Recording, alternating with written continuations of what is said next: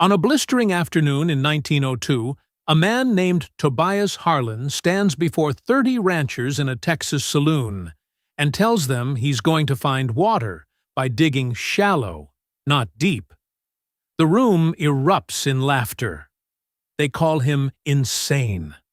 His wife watches their water barrel drop to nothing while their 3 children cry from thirst at night. He's betting everything on a 20-year-old memory about water that runs sideways instead of down. But what Tobias discovers 4 feet beneath the desert will prove that sometimes the whole world can be wrong about where to look. Stay with us to see what happens when one man refuses to dig where everyone else is digging. Like, subscribe, and tell us where you're watching from.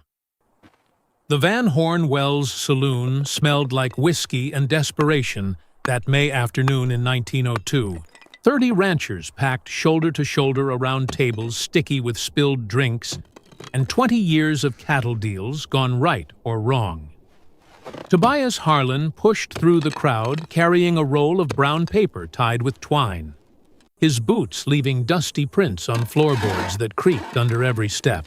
Judge Emmett Caldwell sat at the back table like he owned the place, which everyone knew he practically did, his silver watch chain catching lamplight as he shuffled through reports about dried creek beds and dead livestock. When Tobias cleared his throat and spread his drawings across the judge's table, smoothing the curled edges with calloused palms, the room went quiet for maybe 3 seconds. Then Caldwell leaned forward, squinting at the pencil lines showing shallow trenches branching out like tree roots, and his face split into a grin that had nothing kind in it. He stood up slow, chair scraping loud, and announced to everyone that Tobias Harlan had finally lost his mind completely, that what they were looking at was swamp engineering in a desert. And wasn't that just the funniest damn thing anyone had heard all year? The laughter started with Charlie Voss near the bar and spread like wildfire, men slapping tables and elbowing each other. And Tobias felt heat climb his neck, but kept his voice steady as he explained about horizontal water movement, about clay linings and collection points, about what he'd seen in Louisiana 2 decades back when he was young and paying attention to things other men ignored. Nobody was listening anymore. Frank Morrison called out from the corner asking if Tobias planned to grow rice next, and that got another round of laughs. The judge sat back down and waved his hand like he was shooing flies, telling Tobias he appreciated the entertainment, but they had real business to discuss, like how the Henderson Ranch lost 40 head last week, and where folks might find water that actually existed instead of fairy tales from the bayou. Tobias rolled up his drawings without hurrying, tied the twine back with hands that wanted to shake but didn't, and walked out into sunlight so bright it made his eyes water. The laughter followed him through the door and across the dusty street to where Delphine sat in their Studebaker wagon, the 1898 model they'd bought used 3 years ago when times were better. She didn't ask what happened because she could read it in the set of his shoulders, in how he climbed up beside her and took the reins without meeting her eyes. Thomas and Samuel sat in the back with Ruthie between them, the boys old enough to understand shame when they saw it, young enough to not know what to say. Delphine touched Tobias's arm once, brief, then folded her hands in her lap and looked straight ahead as the mules started pulling them home. The Butterfield Overland Mail route stretched out before them, that old postal road that used to mean something back when stagecoaches ran regular and the country felt less empty. Now it was just ruts in hardpan clay, the kind of road that jarred your bones and made you taste dust with every breath. They rode in silence for the first 2 miles, nothing but hoofbeats and wheel creaks, and the wind pushing hot air across land so dry it had forgotten what green looked like. Then Thomas spoke up from the back, his voice cracking the way 12-year-old voices do, asking if his father was really going to do it. Dig those trenches everyone laughed about. Tobias didn't answer right away. He watched the Guadalupe Mountains rise in the It's distance, impossible. those gray Look, peaks that looked like broken teeth against the sky, it's and thought really about the flowing. $43 they had buried in a clay pot behind the house. Money saved over 5 years of good seasons that felt like somebody else's life now. He told Thomas, yes, he was going to do it, going to spend every cent if that's what it took. Samuel asked how much that was exactly. And when Tobias said $43, the boy went quiet because even a 9-year-old knew that was everything. That was the difference between making it and not making it. And their father was about to pour it all into holes in the ground. Delphine felt Ruthie lean against her side, the 5-year-old's head heavy with the heat and the boredom of adult worry she couldn't understand yet. She stroked her daughter's hair, fine and light brown like her own, and calculated in her head how much water they'd need if Tobias used it for clay mixing. The big barrel by the house held maybe 40 gallons, and they were using 2 gallons a day for drinking and cooking combined, cutting back on washing, letting dust settle on everything because water was worth more than clean floors. If Tobias needed 20 gallons for his project, that left them 20 for maybe 10 days. And then what? She opened her mouth to say this, to put numbers to the fear sitting heavy in her chest, but stopped because Thomas and Samuel were listening, and children needed to see their parents sure about things, even when nothing was sure at all. Instead, she asked Tobias how long he thought it would take, the digging and the building, and he said maybe 6 weeks, if the weather held, and his back didn't give out. 6 weeks. She did the math again, and it came out worse every time. But she nodded, like that sounded reasonable, and told the children they'd need to help their father, carry tools, and fetch water, and whatever else needed doing, because that's what families did when times got hard. That night after supper, after the children were asleep in the one bedroom they all shared, Tobias brought out the notebook. It was bound in cracked leather that had once been brown, but was now closer to black from years of being handled. Pages held together with the same twine he'd used on his drawings. He set it on the kitchen table between them, beside the kerosene lamp that was burning low because they were rationing fuel same as everything else, and opened it to the first page where his 18-year-old handwriting spelled out Lafayette Parish, Louisiana, summer 1882, in careful letters.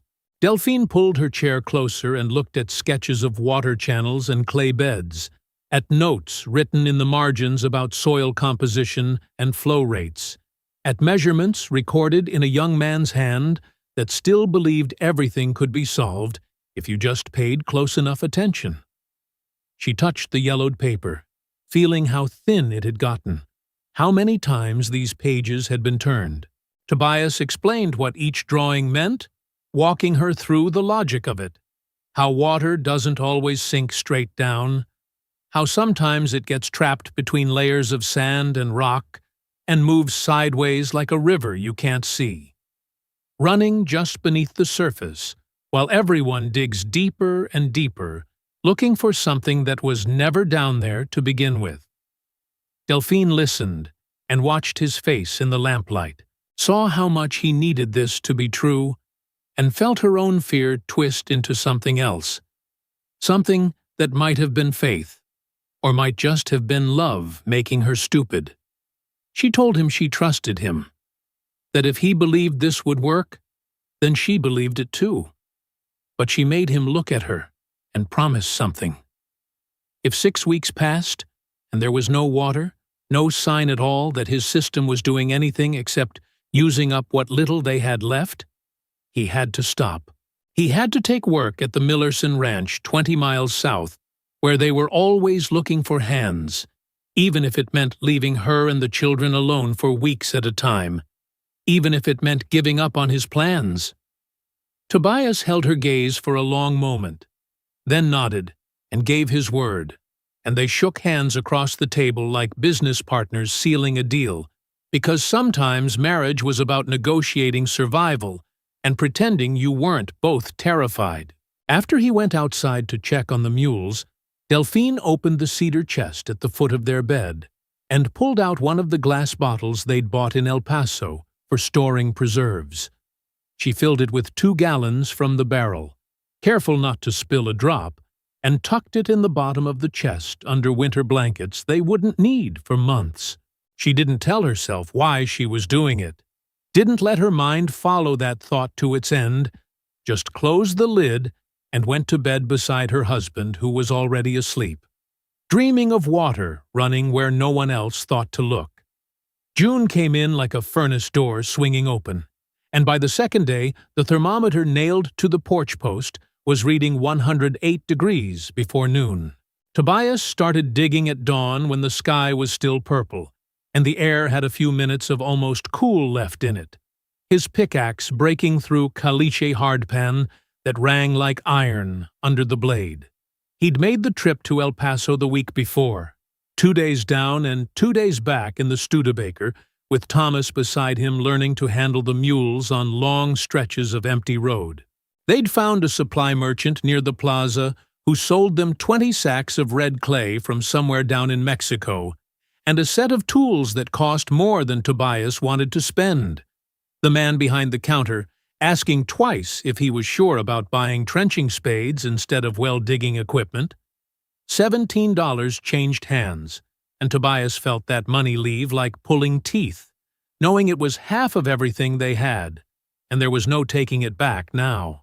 The clay sacks sat in the wagon bed all the way home, and Thomas asked once if they'd made a mistake, if maybe they should have bought a used drilling rig instead, but Tobias just shook his head and kept the mules moving north toward land that was either going to save them or finish them off. The main trench took shape first, running east to west for 40 yards like the spine of some buried creature.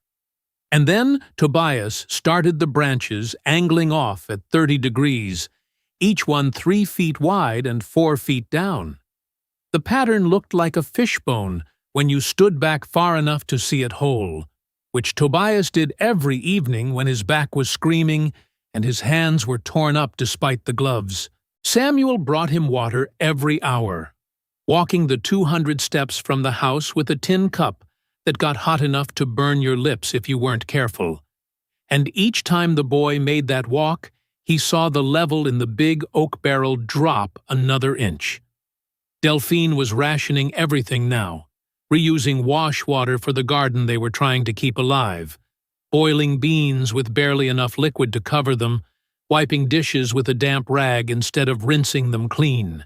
The boys got 2 cups of water each per day, measured exact, and Ruthie got 3 because she was smallest and couldn't understand why she was thirsty all the time. Samuel never complained about his share, but Thomas started giving half of his second cup to Ruthie when their mother wasn't looking, and she'd drink it fast, like he might change his mind, her small hands wrapped around the cup and her eyes big with need. By the 3rd week, the trenches were deep enough that you could see them from the road, and that's when the visitors started coming. First, it was just cowboys from neighboring ranches who happened to be passing by, and they'd rein in their horses at the fence line and sit there watching Tobias work, making comments to each other that carried clear across the dry air. Then word spread the way it does in empty country where there's nothing much to talk about, and folks started coming on purpose. Charlie Voss from the ranch 3 miles south brought 2 men up from El Paso who were in town buying cattle, and they stood at the fence for 20 minutes pointing and laughing, one of them saying loud enough for Tobias to hear that he'd seen some dumb things in his time, but this beat all.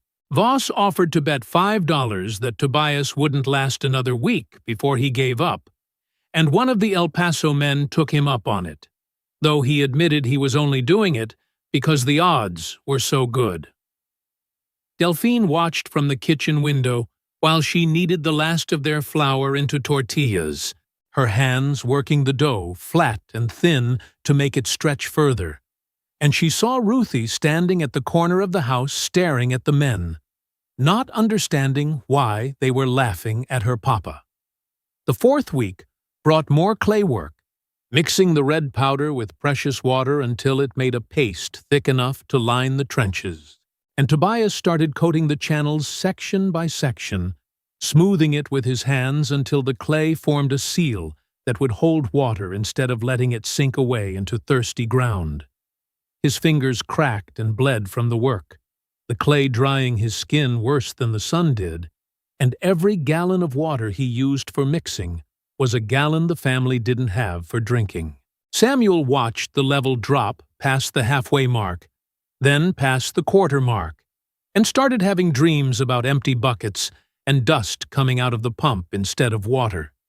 He didn't tell anyone about the dreams, just woke up thirsty in the dark, and lay there, listening to Thomas breathe in the bed they shared, counting the hours until dawn, when he could have his first cup. Delphine started skipping her own water ration, claiming she wasn't thirsty, pouring her share back into the barrel when she thought no one was looking, but Tobias saw her do it, and didn't say anything because, what could he say? That she should drink while he used 50 gallons for mud. That made him feel like a man worth keeping. Week 5 arrived with Judge Caldwell's black buggy rattling up the drive on a Saturday afternoon, the matched bay horse pulling it looking better fed than most families' children by that point. The judge climbed down in his town clothes, boots polished to a shine that seemed obscene out here where everything was covered in dust, and he walked straight to where Tobias was working on the central cistern, the collection point where all the trenches were meant to drain. Caldwell took off his hat and wiped his forehead with a handkerchief that was probably worth more than Tobias's whole shirt. And then he said he'd come to make an offer that was purely Christian charity, that he couldn't in good conscience stand by and watch 3 children die because their father was too stubborn to admit when he was wrong. $400 for the land and the house, enough to get the family relocated somewhere sensible, maybe back to Louisiana where Tobias apparently belonged. He said it like he was doing them a favor, like he was some kind of saint for offering to buy worthless dirt from a crazy man, and he stood there waiting for gratitude. Tobias had his hands in wet clay up to the wrists, shaping the basin that would hold water if any of this worked, and he didn't stop working or look up when he said the land wasn't for sale. The judge waited for more, some explanation or argument, but Tobias just kept smoothing clay, and after a minute, Caldwell put his hat back on and walked to his buggy muttering something about pride coming before a fall. That night, after the children were in bed, Delphine sat Tobias down at the kitchen table and told him they had less than 10 gallons left in the barrel. She'd been measuring careful, doing the math every day, and at their current rate, they had maybe 5 days before it ran dry completely. She'd cut the boys down to 2 cups each, which was half what they needed in this heat. And Ruthie was crying herself to sleep from thirst, her lips cracking at the corners and her skin getting that papery look that came before real trouble started. Delphine's voice stayed steady while she said all this, laying out the numbers like a ledger that wouldn't balance, and then she asked him straight if he was going to finish in 5 days, or if they needed to make other plans. Tobias looked at his wife across the table where they'd eaten 1,000 meals and had 100 conversations about crops and weather and small hopes for the future, and he couldn't answer because he didn't know. The trenches were done and the clay was drying, but the whole system depended on there being water down there to catch, and he wouldn't know that until he was finished. They sat quiet for a while, and then they went out to the porch where they used to sit in the evenings back when they'd first bought this place 8 years ago, when 400 acres felt like a kingdom and the future looked wide open. Tobias put his arm around Delphine and felt his shoulders start to shake, not from crying because his eyes were dry as the land around them, but from pure fear that he'd bet everything on a 20-year-old memory and gotten it wrong, that he'd taken the lives he loved most and gambled them on water that ran sideways in a place where everyone knew water only went down. The morning of July 15th started like every other morning had for 4 months, with a sky so blue it hurt to look at and air that felt like breathing through wool. But by 10 o'clock, clouds were building up from the south, gray and heavy, and moving faster than weather usually moved in West Texas. Tobias was checking the clay seals on the eastern branch trenches when he smelled it first. That particular scent of rain coming that every farmer knows in their bones, and he looked up to see the sky darkening in a way that seemed impossible after 16 weeks of nothing but sun. Delphine came out on the porch with Ruthie on her hip, and the three of them stood there watching those clouds roll in like a promise nobody dared believe. The first drops started falling around 10:30, fat and separate, hitting the dust and disappearing before they could form puddles, and then it came steady for 40 minutes, not a downpour, but a genuine rain that wet the ground and filled the air with that smell of moisture meeting earth. Samuel ran to get the tin rain gauge Tobias had mounted on a fence post, the one they'd bought at a hardware store in Van Horn back when they still had money for such things. And when the rain stopped, he read the measurement twice to make sure. 0.3 inches, barely enough to settle the dust.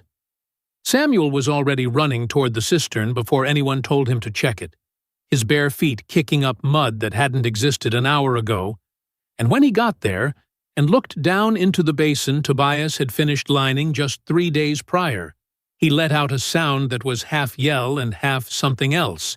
Tobias heard it from 50 yards away and started running despite his bad knee. Delphine right behind him, with Ruthie bouncing against her shoulder, and Thomas coming from the barn, where he'd been trying to keep the weakest calf alive on rations of dried grass.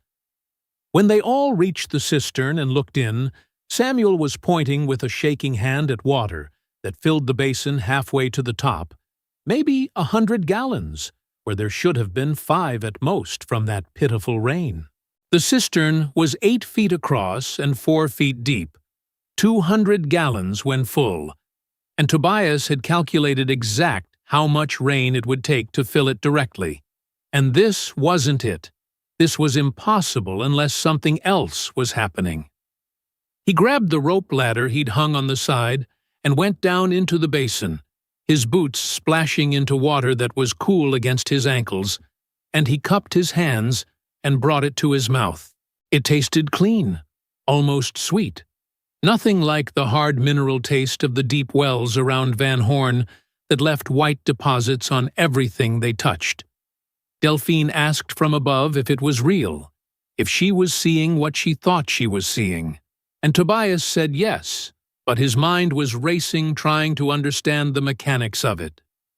He climbed out and walked the length of the main trench, checking where the branches connected, and saw water seeping into the channels from the walls themselves, from the clay he'd thought was just there to hold shape. The rain had been the trigger, saturating the top few feet of soil just enough to release something that was already there. Water that had been trapped in sand layers between sheets of caliche and limestone, moving horizontal through the ground like a river you couldn't see. Tobias explained it to Delphine right there in the mud with their children listening, told her the rain hadn't filled the cistern, the rain had just opened the door, and what was filling it now was an aquifer he'd intersected 4 feet down. A perched water table that had been flowing under their land the whole time, while everyone else drilled straight through it, going deeper. She asked how long it would keep flowing, and he said he didn't know. But they were going to find out. That afternoon, while the clouds cleared and the sun came back hotter than before, they all took turns going down into the cistern and drinking until they couldn't hold any more. And Ruthie laughed for the first time in weeks, splashing water with her hands and getting her dress soaked through. And Delphine didn't stop her. Over the next 3 weeks, the cistern filled in a way that defied everything Tobias had been told about water and wells and how things were supposed to work in this country. It rose an inch the first day, 2 inches the second, and by the end of the first week, It was three-quarters full with water still seeping steady from the trench network. No more rain fell, but the flow continued, slow and patient, like something that had been waiting underground for years and finally found a way out. By the start of August, the cistern overflowed, and Tobias had to dig a second basin in 2 days of frantic work. This one not lined as carefully but functional, and it started filling too.